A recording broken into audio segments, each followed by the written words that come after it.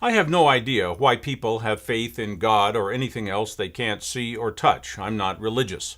But I've noticed that many people who subscribe to the supremacy and authority of God are starting to have a problem with the presumed supremacy and authority of government.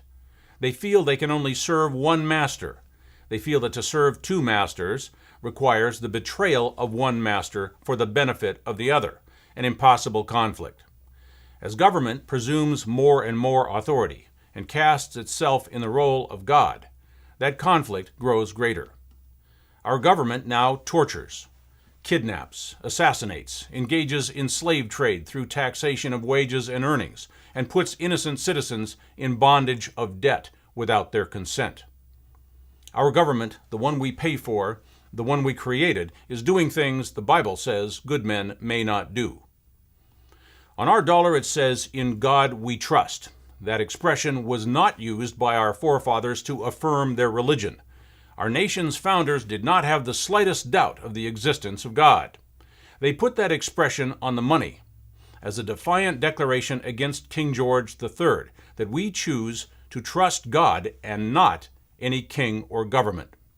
It meant that we recognize that God created man with unalienable rights, and man created government under him with no rights and limited authority.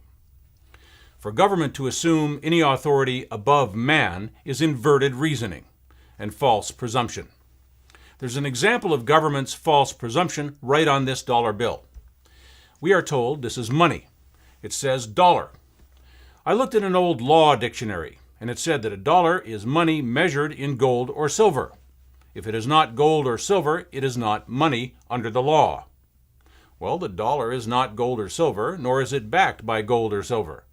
But it must have value of some kind. The Federal Reserve prints them, loans them out, and demands them back with interest. There must be some value there.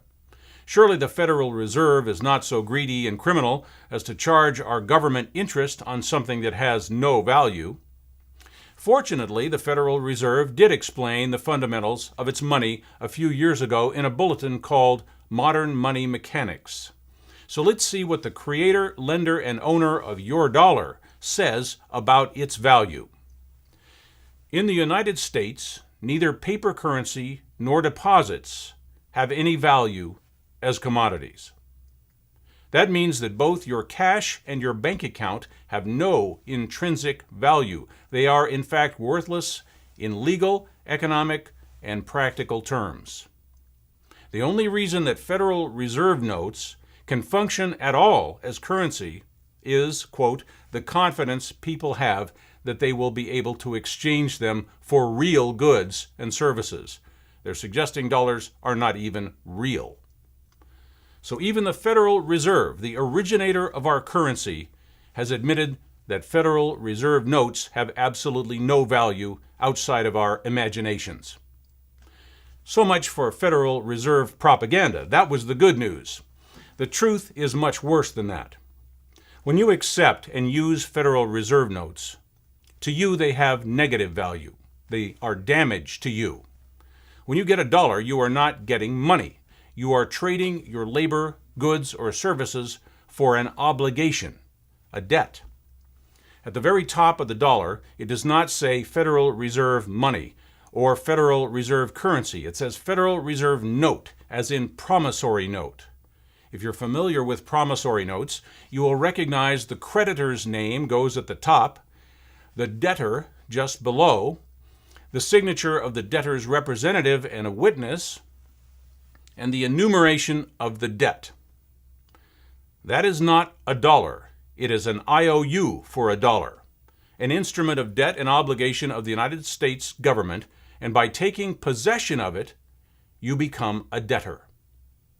Your government borrowed that dollar at interest and promised that you would pay the interest through all kinds of taxes, fees, fines, licenses, permits, judgments, and demands.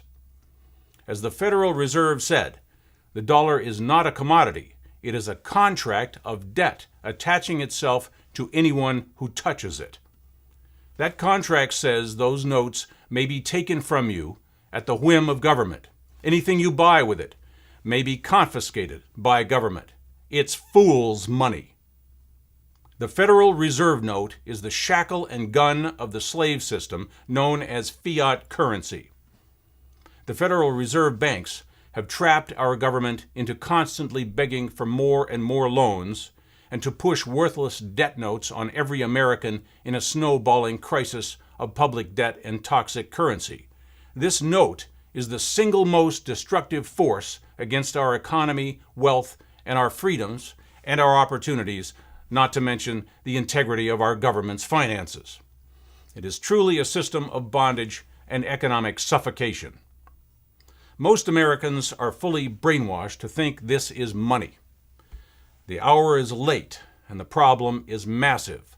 Any solution now will have to be as large as the problem. So it is time for all of us who care about our future to start imagining a world where we no longer use debt and we no longer use unbacked currencies. And most important of all, that we never again allow our government to borrow. I'm Jerry Day. This is Matrix News Network.